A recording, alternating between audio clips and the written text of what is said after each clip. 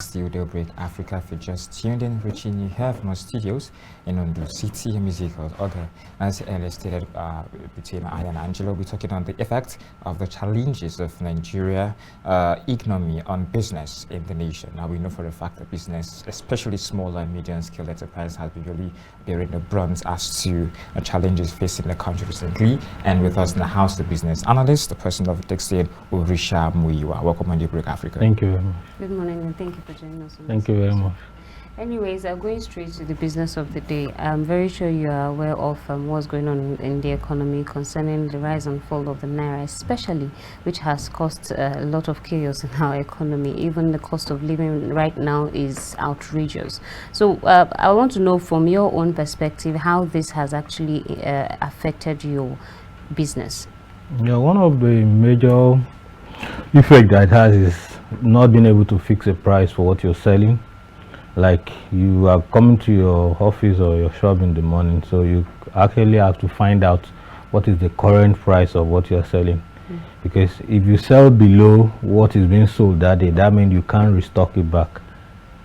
I don't know, maybe you get what I'm saying. Like, yesterday something was sold for 9,000 and today it's sold for 12,000.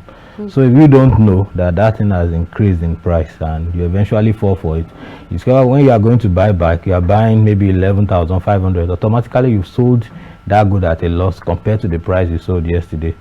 I think this brings us to the question as to price control. I think it was 2 weeks ago the Federal Court of Appeal in Lagos actually said to the federal government to work on price control. Do you think the federal government has that intelligence, that economic intelligence, to actually handle the issue of price control in the country? One of the things, we are in a capitalist economy. So most things that, and maybe from the inauguration of this present administration, that they've decided to put everything on a free flow, like we have a free flow economy. So we are practicing capitalism to the peak now. So the government had a little say in what is going on. So government is asked for government to fix price, because if I'm a manufacturer, if the prices of my raw materials are not being controlled, you cannot control my selling price. If my cost of production or per unit is 50 naira, and the government is now saying because of the hardship sell 40 naira, that won't be possible, because I'll have to tell the government, unless something can be done about my own cost of production. So as it stands, the government has no say whatever when it comes to price control. One of the things is capitalism economy is business. You are building businesses. You want businesses to thrive without the government. Okay. So definitely, unless government is going to come in and making one or two things, like one of the things that are being regulated before. Before now, we have a mixed type of economy where the government says, okay, for a particular thing, then you see some government selling dollars to some particular sector at a fixed amount. So even when the black market was 600, 700, some people were still buying for 300 something. So in that case, the government can say, I am giving you foreign exchange at this price, so your cost of production must not go beyond. So you can have a little say over that. But if I'm sourcing my foreign exchange, my raw materials using my foreign exchange the way I want, so it's very difficult for you not to come, and the government cannot say sell at loss, because at the end of the day, the government will still come back and tax what you are doing. So in essence, the government has to say influence the issue of pricing. They have to engage a subsidy one way or another. Are we trying to are you trying to say? Yeah, that's why I said before now we've been having a little part of socialism in a capitalist economy, where the government say, okay, I'm going to fund some particular thing. Like, for example, bread now, you don't pay VAT on bread. And that's a way of government saying, okay, we'll forgo. And you imagine the bread consumption in Nigeria. Government saying, okay, I'm not going to take any value added tax on this. Your consumption tax, don't worry, don't pay. So that will reduce the cost of bread. So imagine if government is taking VAT on bread now. If it's being sold for 1,000, definitely it will go to like 1,000. Another 75 naira will be on it. So if the government wants to fix prices, then they have to work with the manufacturers to look for a substantial solution. So it's the cost of production. Nobody wants to sell at loss. That's what capitalism is. It's not government that is producing. If government is producing, government can decide to sell at loss, that okay, let me give it to my citizens. But you don't have control over what is not your business. Well, one way or the other, do you think that Nigeria policies are probably influencing the outcome of businesses right now? Yeah, any policy that is incoming from the government definitely will affect businesses. And that's why in the business school there's something called being politically correct. If you are doing any business at all, you have to consider the government policy on it. You should even be able to predict what the government wants. Imagine recently that they said they were going to ban this single-use disposable food, this thing. Yeah. So imagine the effect, people putting in billions of investment on it. So that policy alone will make people lose their job, will make investors lose their money, and just the resultant effect is going to go on and on. So it's definitely going to affect. So when the government said, I'm putting the forex on free flow, on a floating system, we are going to float the naira. So it's a demand pool, and in demand pool economy, if there is higher demand, definitely the prices will go up. So because of our higher demand for dollar, and that's why things keep going up, and the whole economy is centered around that currency. So as long as the rate keeps going up, it's going to have effect on everything. I really tend to wonder at this point the level of soundness of the presidency's economic team. We know that actually tend to propose and bring into existence certain theoretical reformations, if I use that word, because in practical sense, do you think it's really working, both in the short and the long run? In the short run, I might say it's not working. One thing about the Nigerian system is there's economics of books. And sometimes the economy of Nigeria does not follow that book stuff, because Nigerians are different. Nigerians are different. Yes. Okay, when you say you are trying to work on something, recently I was reading when they said the CBN governor was saying something like our demand annually for medical trip, BTA, and the education, that is worth $40 billion. That's way above our foreign. So if we decide to take all our foreign reserves to convert, so that means we will not even be able to meet up to the annual demand of those necessities. So we've not come to the manufacturing sector, people importing maize, people importing additives for this thing. So it's a long chain. So it's like our economies, we are working in naira and we are spending in dollars. That's the way it looks like now. We are spending dollar in Nigeria. Is it more like like you said, Nigerians are probably different, we are of our own kind? Is it more like our problem or the problem of his economic team? I mean, the presidency's economic team. Okay, and the economic team of the president, we have the mind of patriotism in mind when they are putting up their policies, right? So they are not going to think that you and I are going to buy dollar and keep in our DOM account. So I'm buying for 1,200 and I'm waiting till when it will be 1,006 to sell. The economic team will not be thinking in that direction. What they will think is, let's look for a way of settling the dollar demand at hand. If we free it, people will bring in their money into the economy. People overseas too that wants to bring their money into the economy, they are praying that the currency should continue to devalue so that they bring in a little and they make more. So in an economy that is patriotic, nobody will hoard anything. Nobody. So if you buy dollar at 1.4 today now, no matter the kind of government effort and everything that they are putting, you will not want to sell below 1.4. It's not a business. So you see people hoarding dollars in their reserves. We have about, the CBN governor said we have $32 billion lying fallows in the DOM account of citizens and businesses in Nigeria. So imagine what that could have done. So that means there are still some people trading, taking this in as a business. So they buy, they hoard, they sell, and with the demand stuff, the dollar keeps rising. So unless we shy away from, there are ways government can look into things. The government themselves needs to understand that you cannot center the whole economy of Nigeria on dollars. And I think one of the major problems that every manufacturing sector is complaining about is about the foreign exchange. So when you make your budget, why are you fixing price for dollars? Why are you saying you are envisaging that the dollar will be at so price? That's when we're making our budgets. Two, when you sell some of these things to locally made firms, why are you talking, okay, why is our import duty custom tariff and every other thing, why is it being based on? Why is it being calculated using the foreign exchange? I know that might be the norm. In US now, they won't put their import duty and tariffs based on Naira. So why are we now using that? So imagine when you are bringing in something to the country, something that is being cleared for maybe 10 million last 2 months, and today because the FX is going for about 1,400, then the customer and others are saying no, we cannot use that tariff again. Now it's not 12 million because the dollar has risen in value.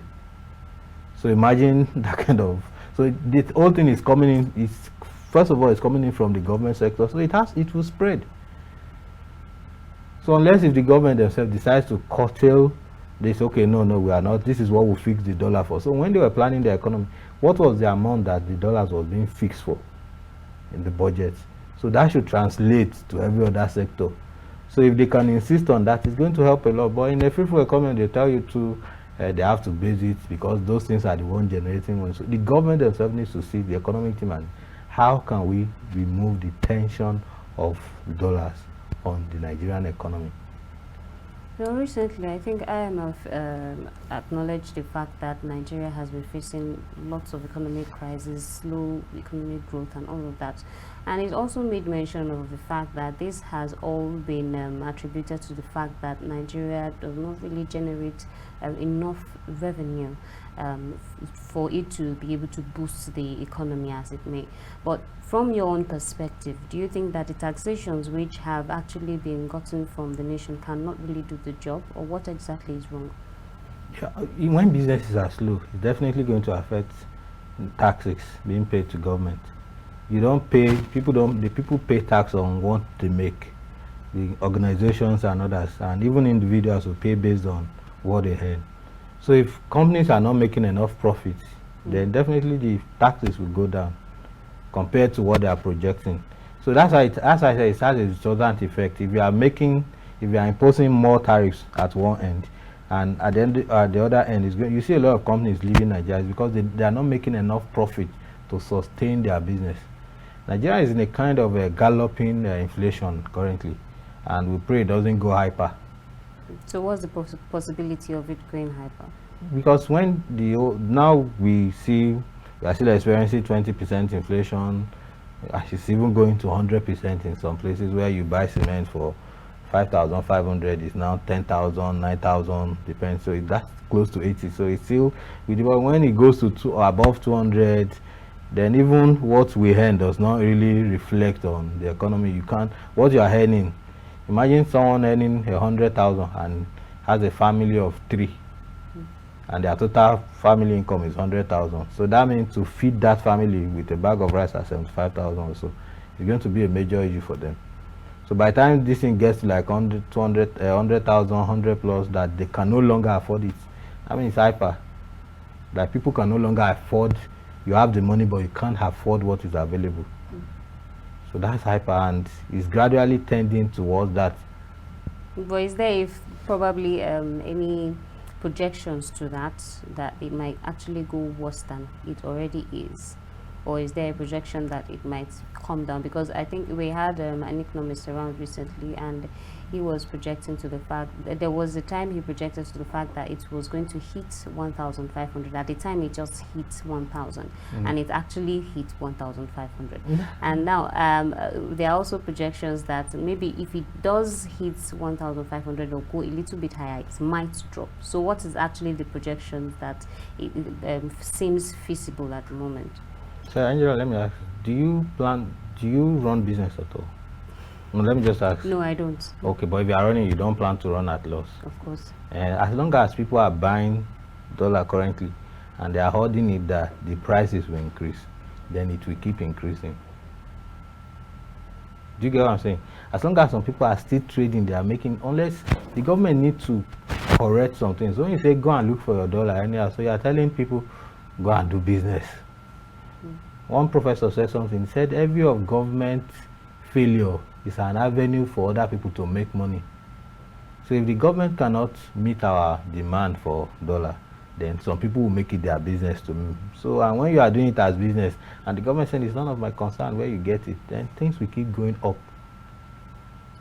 Now, many believe the elitism of this administration tends to be the one that tends to actually benefit more from this administration. You know, recently we spoke about the 500 million allocated to a committee, you know, just to discuss certain issues, and then the over 100 million allocated to House of Rep for their vehicles and all that. Now, do you think somehow they tend to trample on the downtrodden already, and then just tend to, you know, feed just the elites of this government? It's not the elite. You know, something is, I'm looking at it from the business part. Actually, if you look at government expenditure, so oftentimes we look at it as being ambiguous, that it's big and others. But if you look at what they need, the cost of running governors is actually much. And unless the government can cut down a lot of things. So if you have 9 people representing in the House of Representatives, and you have 9 from each state, amounting to, I think it's about 360 now, sitting down to decide one part of law for Nigeria, and you have another 109 at the upper chamber trying to discuss another thing, and you have a whole lot of SA, commissioners, ministers, so many like that. The cost of governors will just go up. So I think they need to look, it's not what they are earning as salary, but the expenditure surrounding it. If you check the amount being budgeted for the House of Rep, the National Assembly as a whole, you see expenditure 15 million for this, 12 billion for this, 10 billion for this, all those things. I see them going on this. Sometimes as a nation we need to meet up with some things, but if the government should cut down all these things, then where do they take all this money to? I think enough money are not being budgeted for SMEs. If you get the kind of money being put into NAS, the kind of money being put into the presidency to run it, the kind of money being put into different portfolios, Nigeria needs to be productive. And that's one of the main issues that we have. We are not productive. We are only carrying this largest, this thing in Africa, largest economy in Africa, because we have, what's it called? We have GDP of close to $600 billion. Or what? If you actually look at our population to GDP, it still shows that we are not productive. If you look at countries like UK, that they have population of even up to 60 million, and you look at their GDP, you know that these people are working in excess. So we need to be more productive in Nigeria. We have a lot of manpower that we need to put to work, and the only one thing that can solve that problem now is industrialization. We need to produce more. We need to find a way of feeding the nation. There won't be, normally I said something, I said there should be no reason why our local rice prices should go up. The currently now, they've just harvested, it's getting dry, and they're supposed to be pushing it out. But because of some people that are eating the foreign rice, and they know the price of that rice, so they keep comparing. So if we farm the more, if we have this rice in excess, nobody will be talking about the dollar for rice. Other countries, if you go in China, for example, the Asian countries, you see them that the first issue that they tackled when we were younger, we looked at China like an impoverished nation, like people that are suffering. We read their this thing, we see people the way they suffer in those countries, even food and all those things. But now you can't say that about them. A nation that cannot feed itself, the possibility of it sustaining itself is going to be difficult. We need to produce everything in excess. If we are going to produce rice, we need to find a way of making it in excess. We want to produce it. So most of these things that are being dollar driven, let's look for a way of bringing them down and how to produce them locally. Then let Nigerians too be more patriotic. Let them buy things that are made in Nigeria. Like you see some people tackling the National Assembly that why are your vehicles not innocent vehicles? Why are they not mechanical vehicles? That buy made in Nigeria products, so that you can actually reduce the tension on foreign exchange. Then companies that are operating in Nigeria that need some of these facilities, and let them not consider dollar as a means of exchange for them. Somebody was saying something, if the Dangote refinery start operating today and the Nigerian NNPC supplies them crude oil, they'll buy in dollars. They'll buy in dollars. And when they are going to sell, won't they calculate the foreign exchange in making what they? So it's still going to boil down to the same thing, that the government too has their own role to play, and we as individuals, we need to be more patriotic. Well, knowing this, Going back to the aspect of SMEs and all these upcoming businesses, how do you think they can survive at this moment? Because it could be seen as very difficult to for your business to actually thrive in this kind of environment. I think for businesses to thrive now, government needs to, or let me say the bank or whatsoever, need to find a way of giving them leverage in terms of loans to stock up raw materials ahead of time. You understand? That can make things stable a little bit. For example, if I can stock up what I need to use for the next 2 months now, then if I'm patriotic enough, I can still maintain my price for 2 months, pending when I'm going to stock again. So, but most SMEs don't have that capacity to do so, so they need funding to do so. Maybe it's now the banks needs to sit with SMEs and let's look at not making them fail, because a lot of people are closing up. You see bakeries folding up, you see small businesses, because they cannot sustain themselves. So after producing and they stock up their raw materials, after exhausting it, they go back to the market to buy. The prices are skyrocketed and they cannot, and when they said this is the new price, people say no, we are not buying. So it will affect them. I tend to wonder, is this the point where, or the part where the government should actually pay attention to foreign investors or pay more attention to our SMEs? Because at this point, I think the SMEs are really perishing. Yeah, sometimes when government says they are traveling out of the country to look for foreign investors, they have been meeting with this, meeting with that, I just look at it that why? If your country is good enough, people will invest into it. You don't need to look for. Everybody want to sow on a fertile land.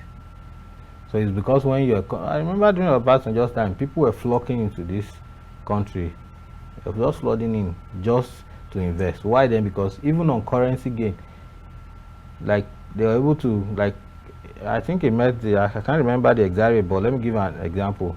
It met the dollar, for example, maybe at 120, and along during as time goes on the administration, the thing keep coming down, and dollar was around 110 or so.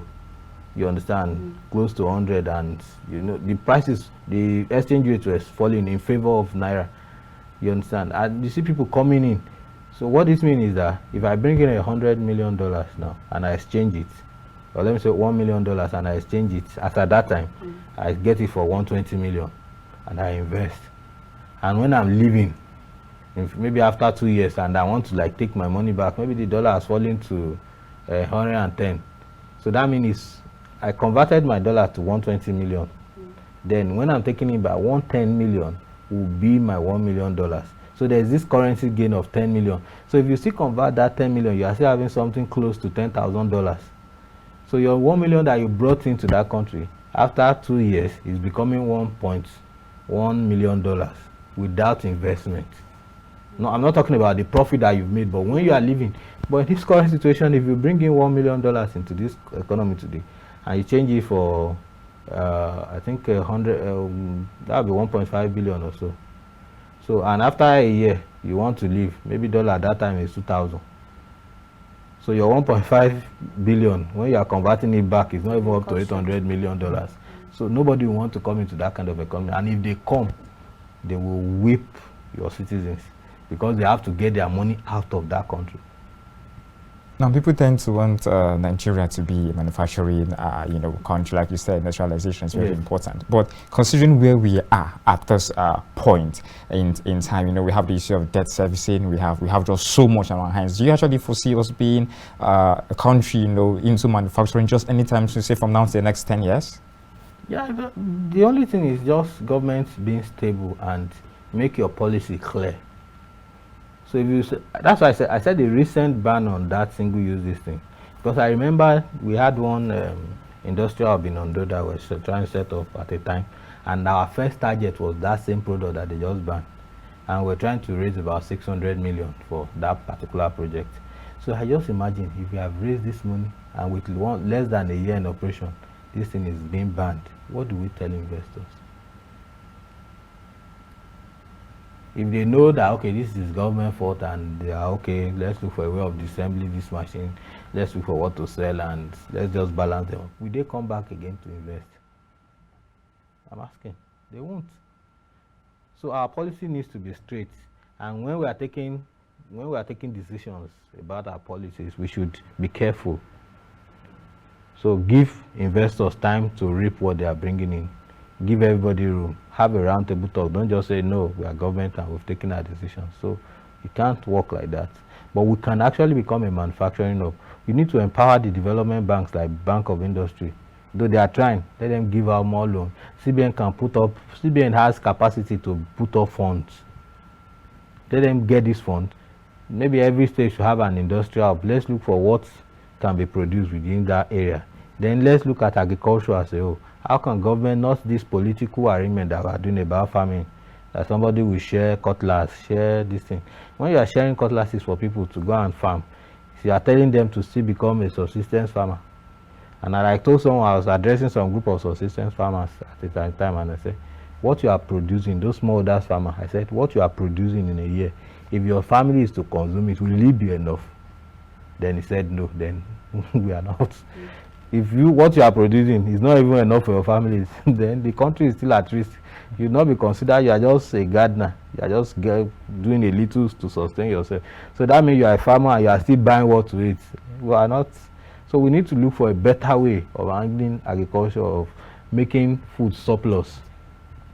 This is one administration that believes so much in palliative, and as a business analyst and one that owns a business. How has this palliative so far helped you? I have not seen any palliative. But we have heard words, reaching out to persons, reaching out palliative in millions, billions. And we've been hearing, but actually, they've not been, their business, it's just like you have farmers that are on book, that they have records, and you have the practicing farmer. If you ask most farmers about all these government policies, they don't even know, and it doesn't get to them. So the same thing with business owners. Most of these things does not even get to the real business owners. It doesn't get to the real business owners. So it's just most of these things that we hear, they are good government policies. If you look at them on book, IMF standard, even IMF will give you a thumb up. But when it comes to execution, it's a problem. So because as long as you say, okay, this is my party member, let's look for how to satisfy him.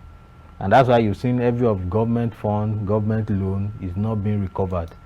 Because once they say, okay, we have to give 100 to our party members, we have to give 50 as a slot to this, so all those things that are being given as political stuff cannot come back. And that's what happened to most businesses. The government doesn't need to get involved in palliative. Businesses don't need palliative. They only need a businessman that is coming to invest in your country, or for example, I'm a citizen, I want to invest. I won't put it in mind that government is going to give me palliative to produce. What I need is a favorable condition. Then, like the government is doing through Bank of Industry, they can put in more fund there and say, okay, get this loan at 9% per annum. But if I'm borrowing from a bank at 28%, definitely I'm going to pay back that money.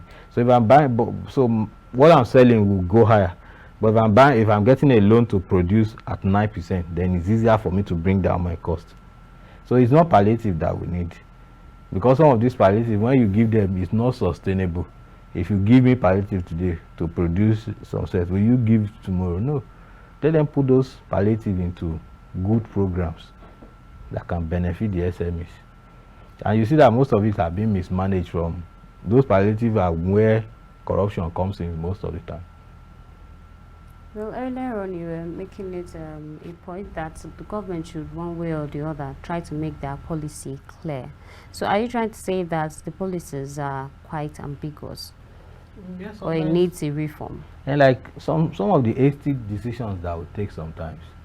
If you are trying to make a reform, it's not going to be easy. I think it was Babangida that said something that if you are trying to repair a motor car, you need to hammer some parts and you need to grease some parts.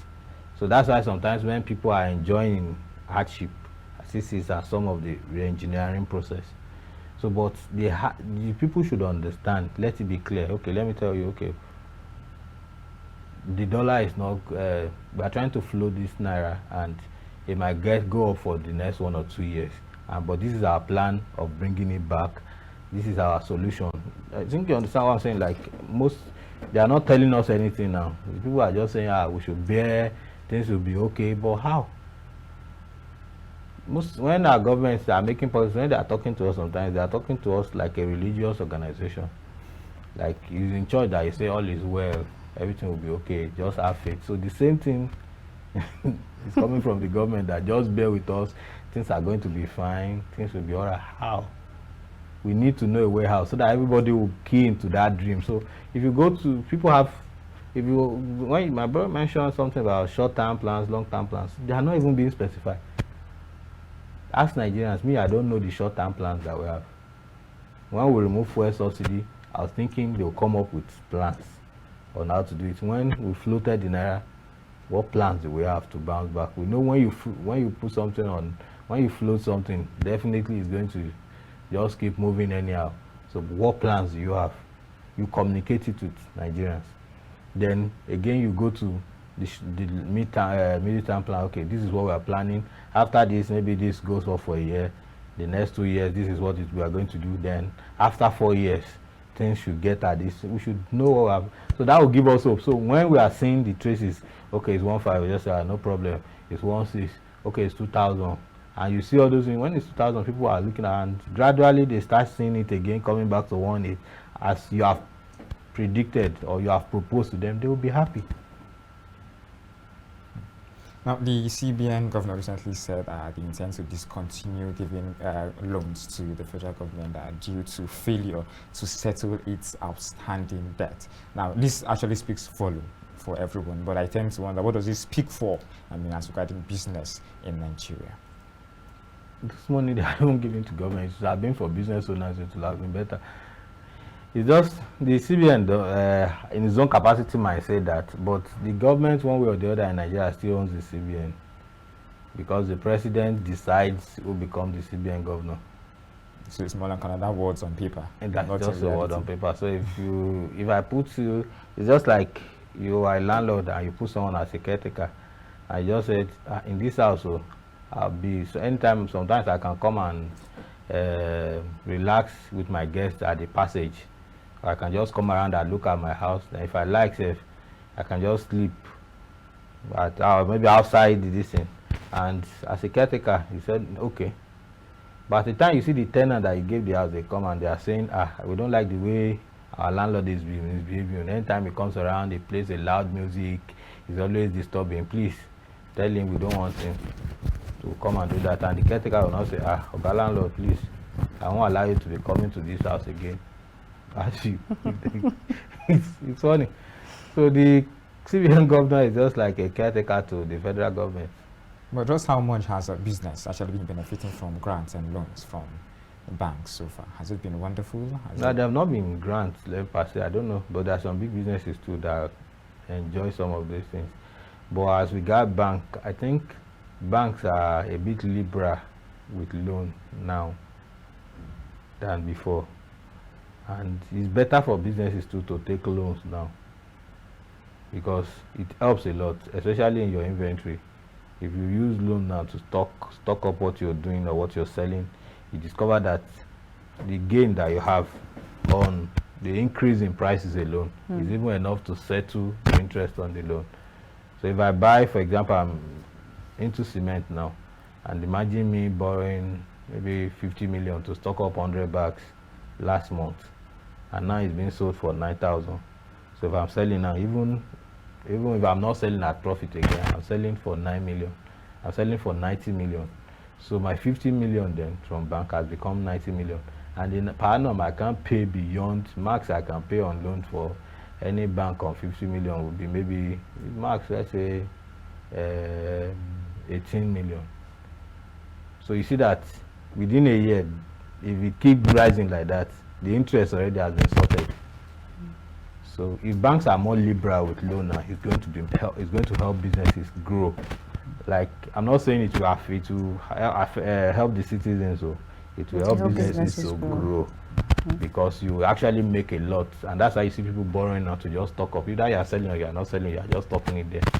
Definitely, you know you sell, and that's the only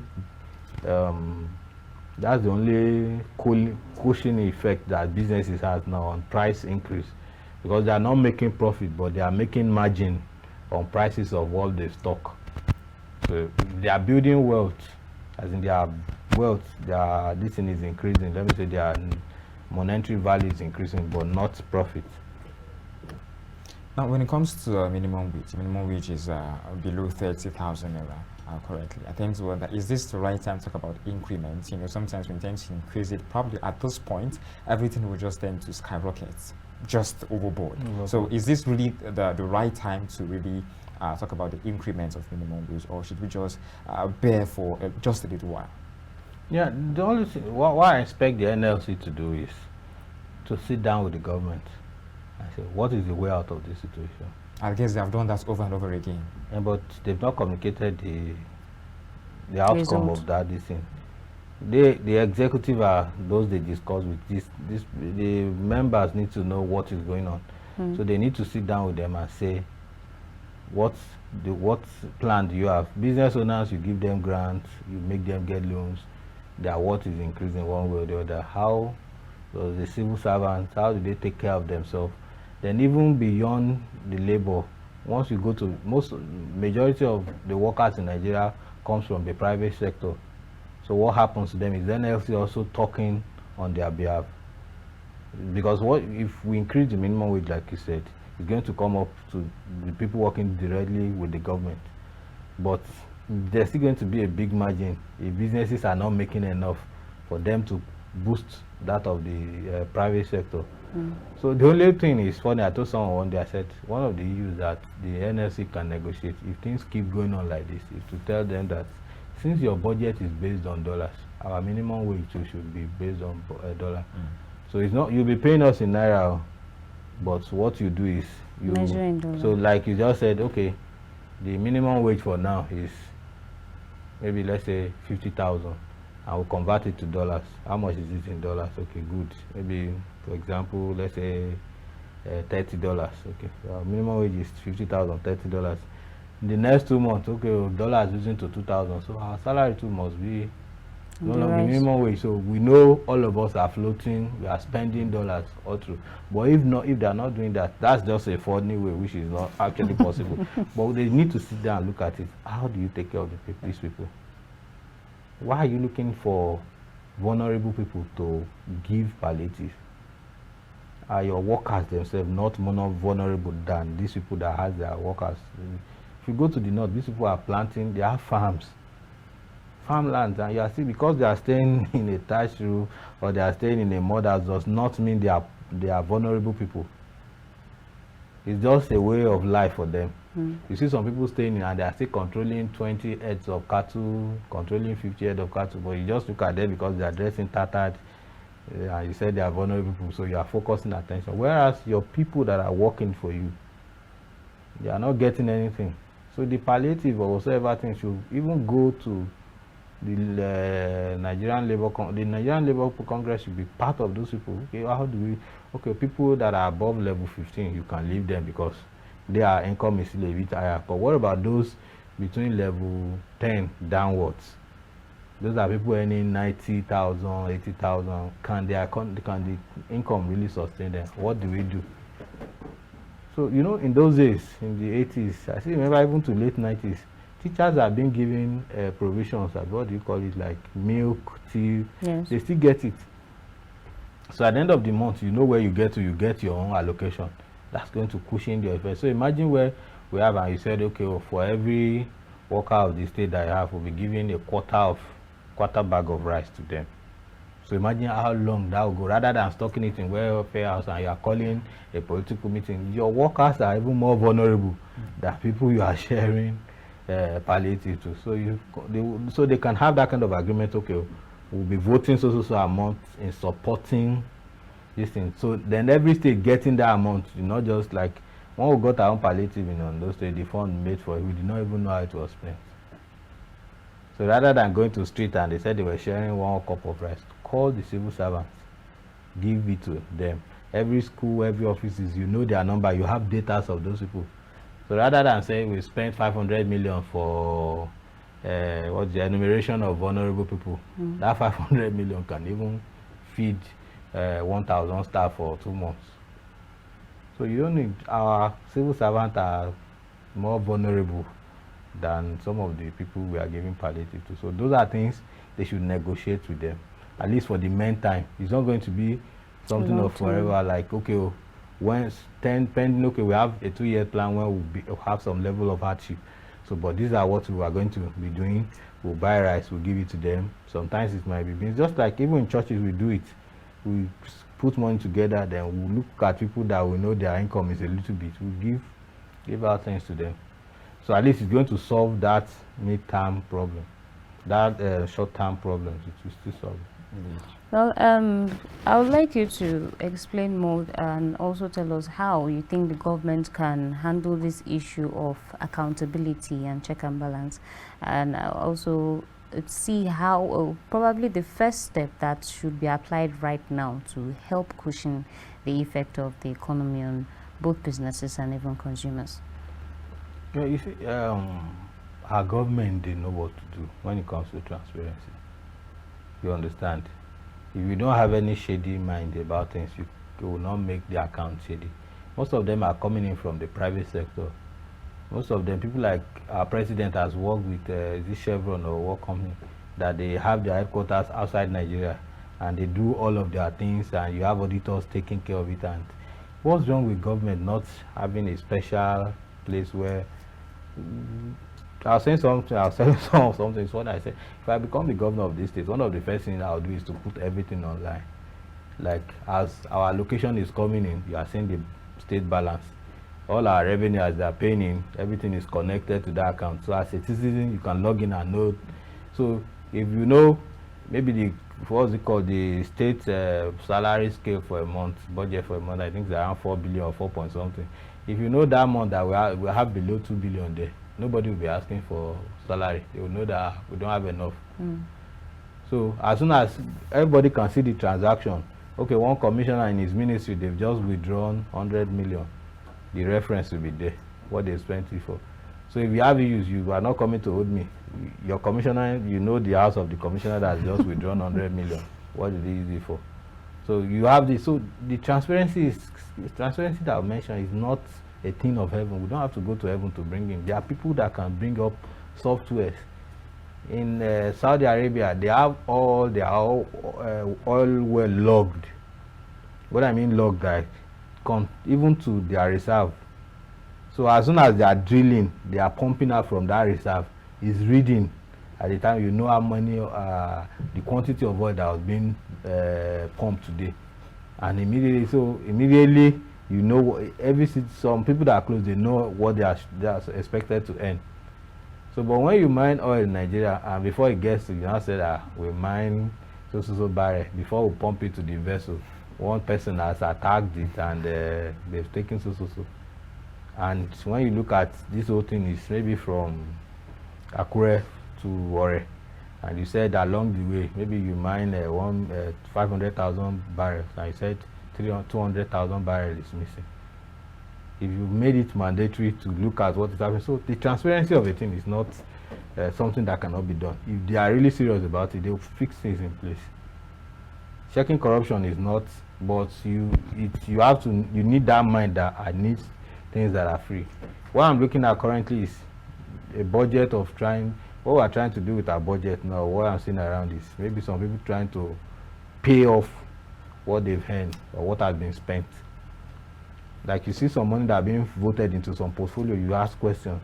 One day I posted the Ministry of Women Affairs that they are mark about 10 billion to that ministry, and the first top 5 projects that she has is empowerment of women with deep freezers, fan, and this in 500 million. The next empowerment with this in 500 million. So for the first 2.5 billion is just empowerment and no specific area, and that money will now be spent. So no, it's in a system that you want to work. Those things are not supposed to. So if government really wants, they know most of these people have worked with different private sector. They know how to put the best things in place if they really want to do it.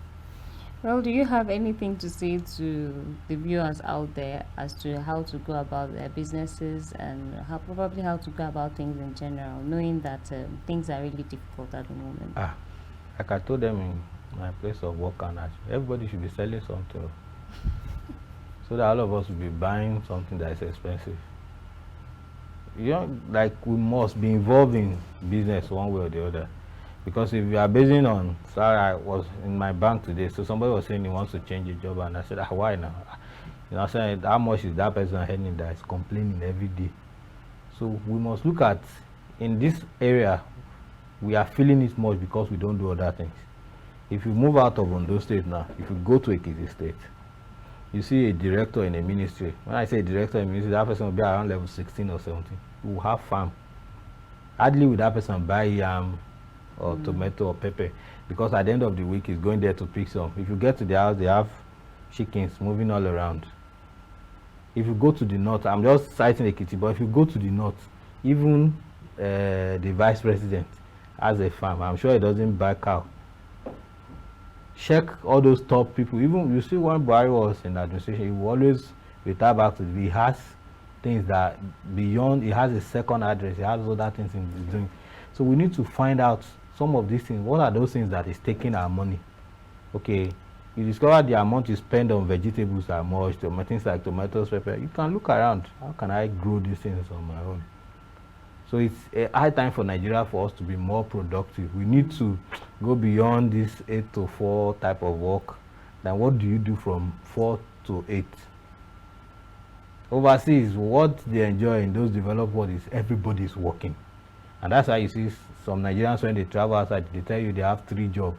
They have 2 jobs they are doing. So, and once you are working like that, the level of productivity for that nation is growing high. Everybody is contributing. So that's what we need to do. We need to keep contributing into the economy. So if you are growing something that you consume now, definitely you are not going to the market to buy it. That will reduce the tension of what is available at the market, and the price will go down because the demand is not that high. So all of us, we need to start, one way or the other, let's be involved in economic activities, sell, offer advice, just do 1 or 2 things that will bring in extra income, so that at least the effect will be minimal. Even for people running businesses, high time you need to boost up what you are doing so that your profit can increase. Well, thank you for joining us on this episode. Thank you very much. You're welcome. And also thank you to our audience to always tuning in to Daybreak Africa. Thank you once again. And I hope this episode has been enlightening, and you've been able to get 1 or 2 probably tricks on how to, begin your own business and why you should delve into business. Well, this is where we join the curtain for this episode of Daybreak Africa from Ondo. Till coming away again, I am Angela Daku. Now we're in Ezekiel. Okay.